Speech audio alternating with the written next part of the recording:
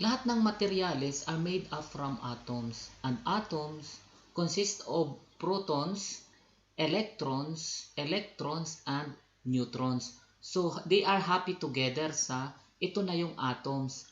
Atoms, direct current theory, electronics 101, code electronic travel, welcome sa ating channel. Mga ka-atoms, ang direct current, i-show ko sa inyo ang simple basic electronics circuit. So, ang direct current is a theory na electric charge that flows in one direction. Now, ang basic electronics consists of three electrical quantities, which are the voltage, the current, and the resistance. Ngayon, itong aking circuit, mga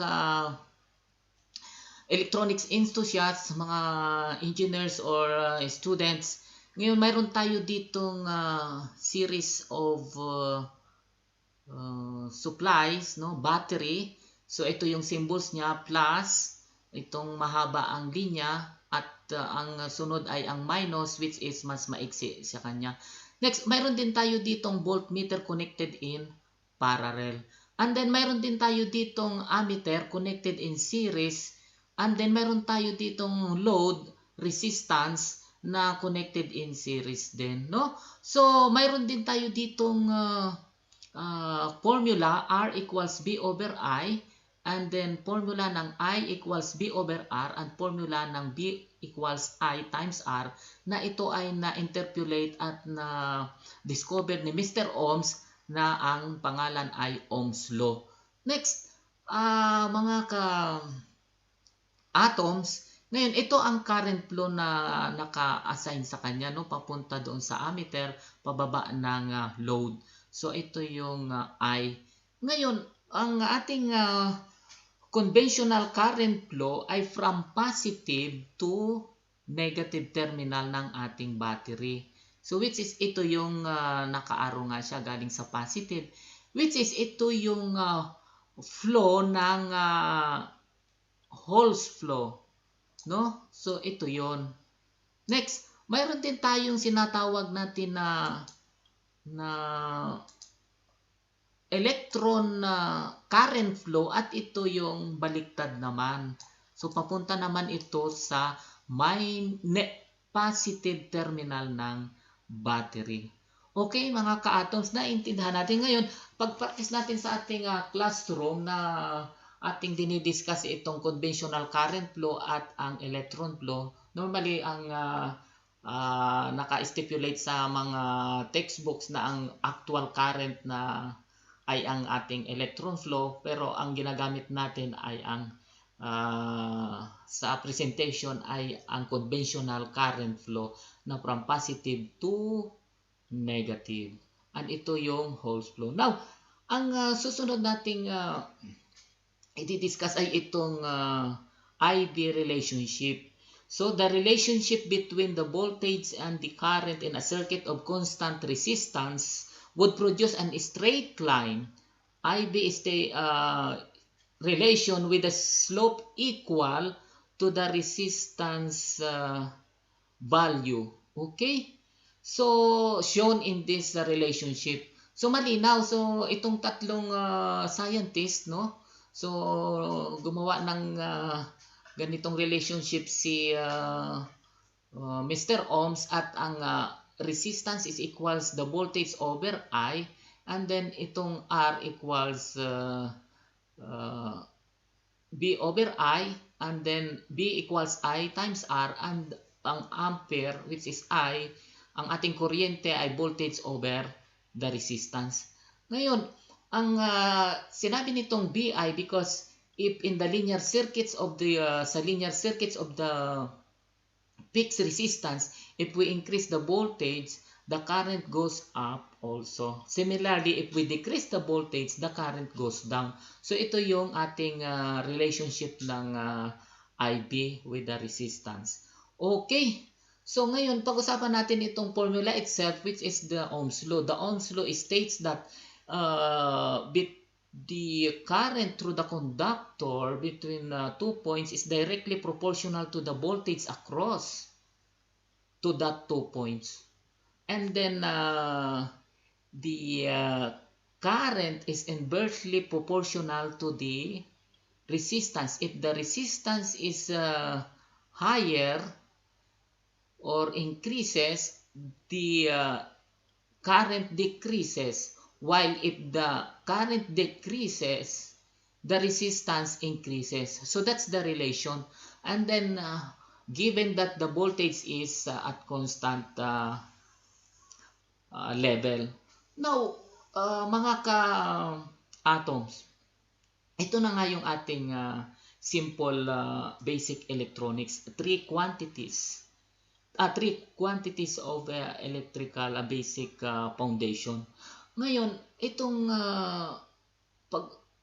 usapan natin ang resistance ulit at ang value ng ating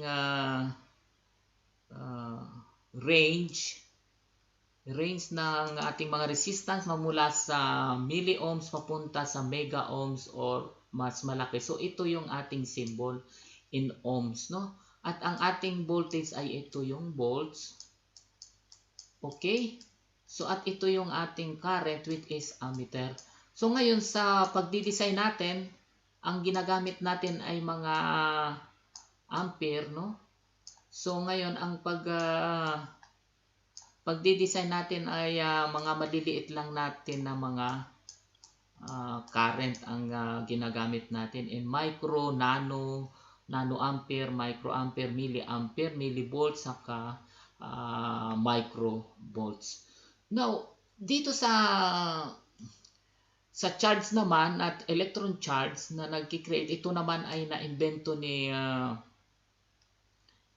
Mr. Coulomb, no? So ito ang value ay nasa minus 1.6 times 10 to the negative 19. Okay, mga minus 19. Okay, kaya siya from negative dahil ang value nito ay negative.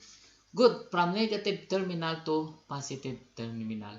So malinaw na ang ating basic electronics at ito lang ang dito lang gumagana sa tatlong quantities ang ating basic module.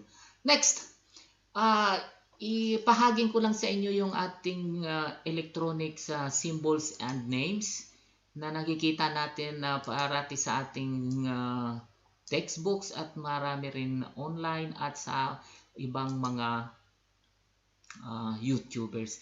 Ngayon, basa-basa lang din tayo at para lalong gumanda ang ating buhay, no? Matuto tayo at maging expert tayo at maging isang electronics enthusiast. Ngayon, ito rin yung ating nakikita sa ating mga printed circuit boards, no? Ito ay ang mga through hole discrete components, no? So mga passive and active.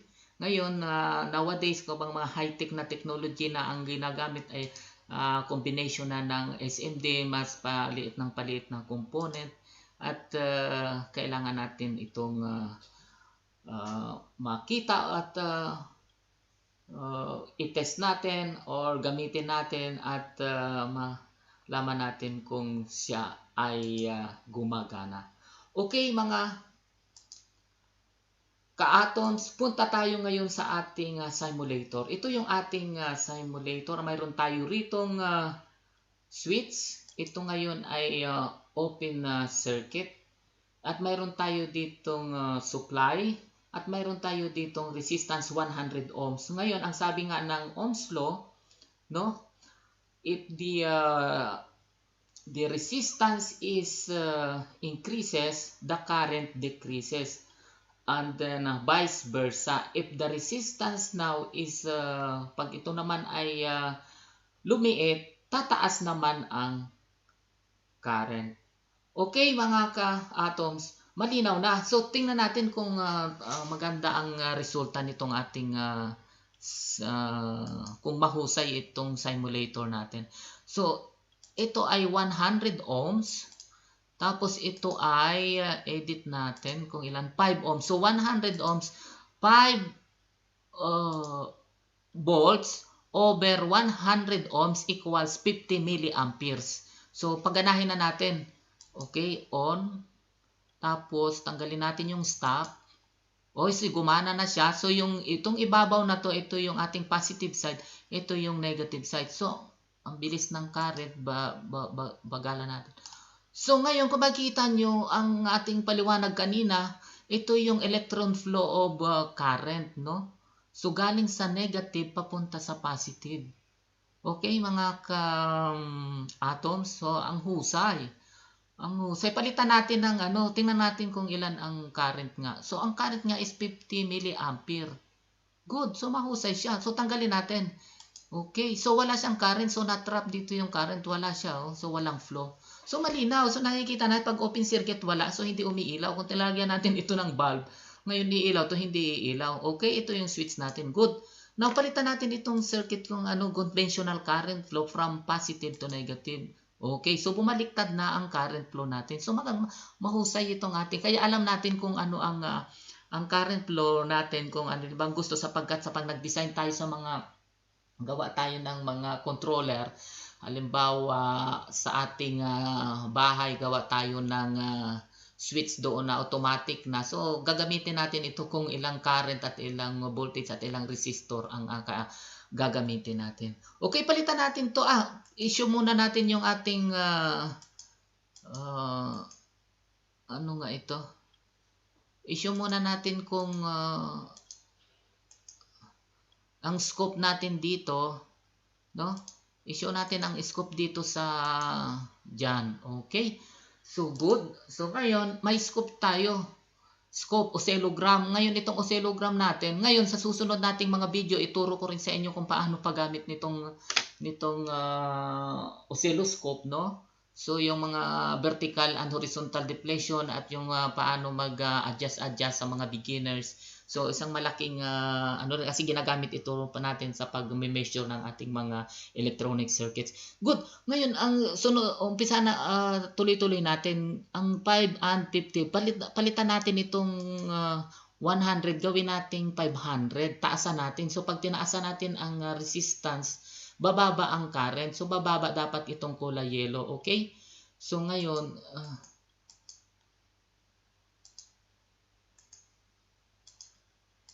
okay, edit. So, gawin natin ito. Pataasin natin itong resistance na 500.